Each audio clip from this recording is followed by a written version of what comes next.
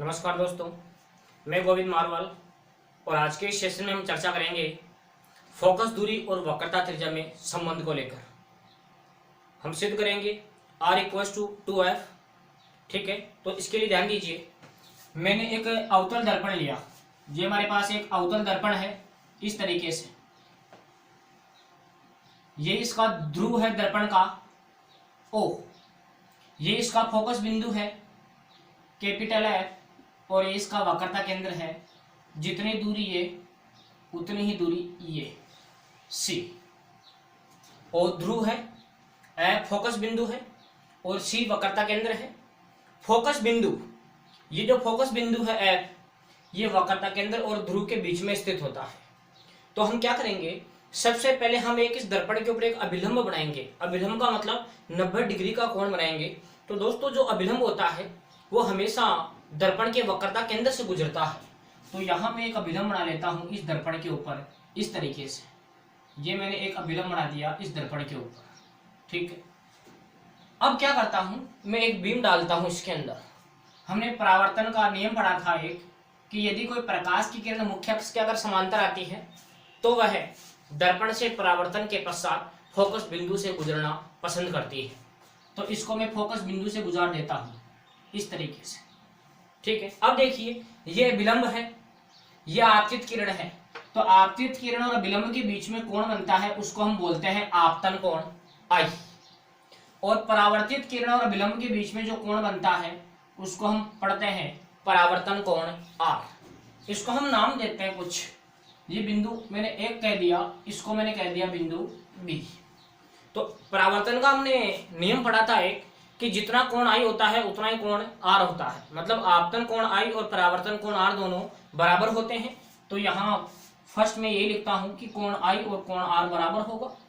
ठीक है, अब कोण I का नाम मैं क्या दे सकता हूं, कोण I को मैं लिख सकता हूं ABC। इसको लिख सकता हूं मैं ABC इक्वल्स टू कोण R को क्या लिख सकता हूं, ये A B और C था तो इसको लिख सकता हूं F B और C। ये वाला कोण R, इसको लिख दूंगा मैं F B और C।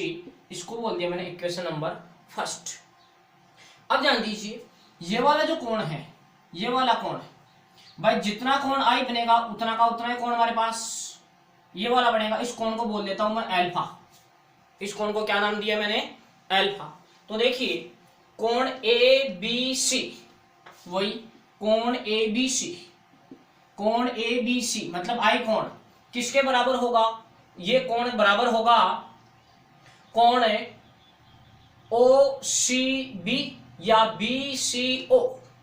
कोण ABC किसके बराबर होगा, कोण BCO के। इसको लिख दिया मैंने कोण BCO। इसको बोल दिया समीकरण नंबर 2।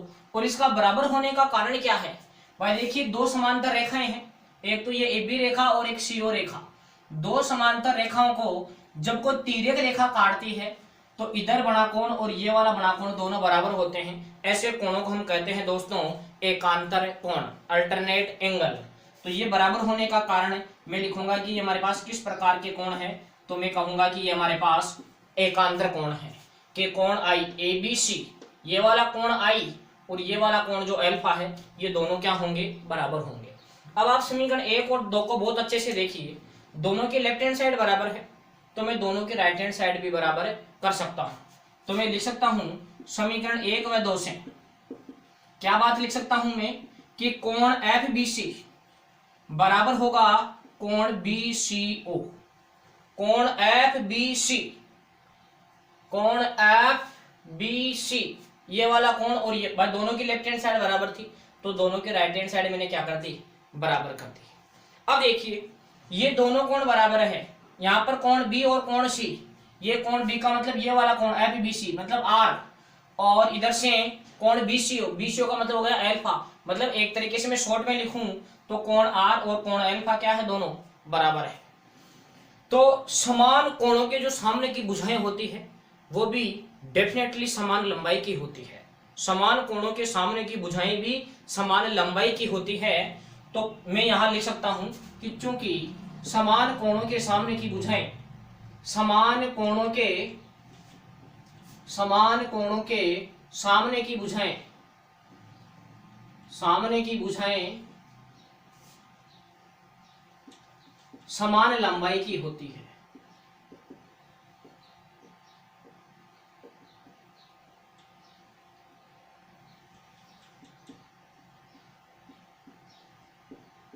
समान कोणों के सामने की भुजाएं समान लंबाई की होती है। कौन कौन से कोण समान है?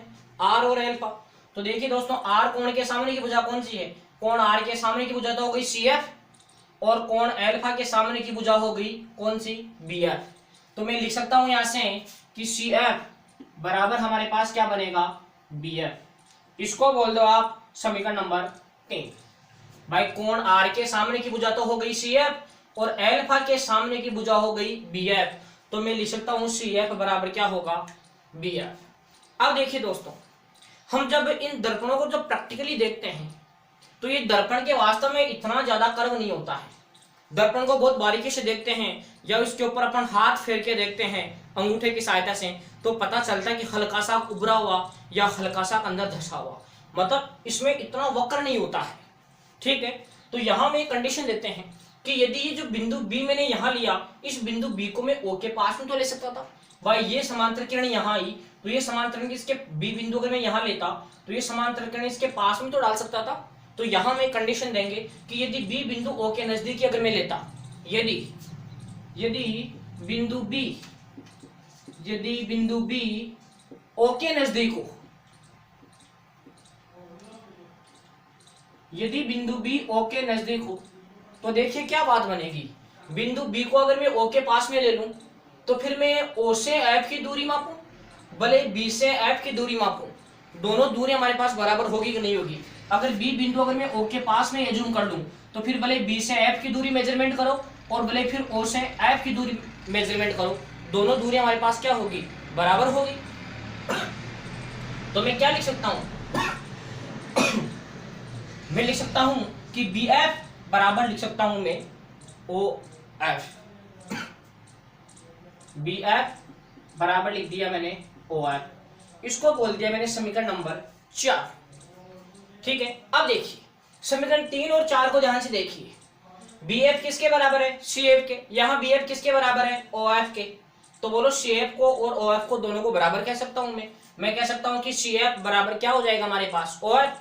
भाई यहां से बी एफ सी एफ के बराबर है, इधर से बी एफ ओ एफ के बराबर है, इसका मतलब यह होगा कि सी एफ और ओ एफ दोनों क्या है? बराबर है। तो मैं यहां से लिख दूंगा कि सी एफ बराबर क्या हो जाएगा? O F. ये बात हमें कहां से पता चली?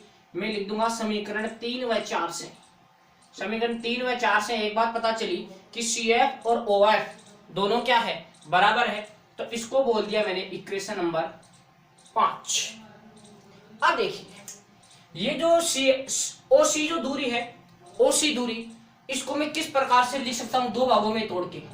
ओ सी दूरी को मैं दो भागों में तोड़ के, ओ से सी की दूरी, इसको दो भागों में तोड़ के मैं किस तरीके से लिखूंगा? मैं लिख सकता हूं O F plus F C. तो इसको लिख दूंगा मैं O F plus F C कर दो या सी एफ कर दो, एक ही बात है।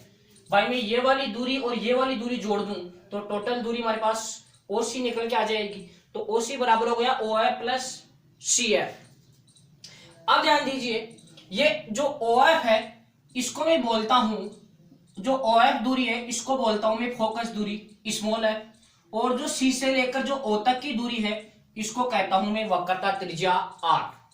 ओ और सी जो दूरी है ये कहलाती है वक्रता त्रिज्या आर, जबकि ओ और एफ के मध्य की जो दूरी है इसको हम कहते हैं दोस्तों फोकस दूरी। इसको हम एफ से डिनोट करेंगे। तो यहां ध्यान दीजिए, ओ सी बराबर ओ एफ को तो ऐसा ही लिख देता हूं, सी एफ के स्थान पर भी क्या लिख सकता हूं मैं? O F. तो यहां भी मैं ओ एफ लिख दूंगा।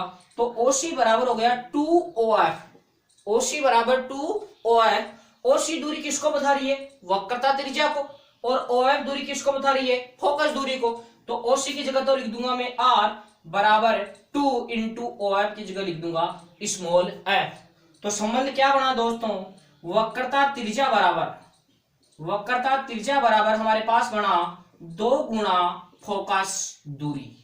वक्रता त्रिज्या बराबर हो गया 2 गुणा फोकस दूरी।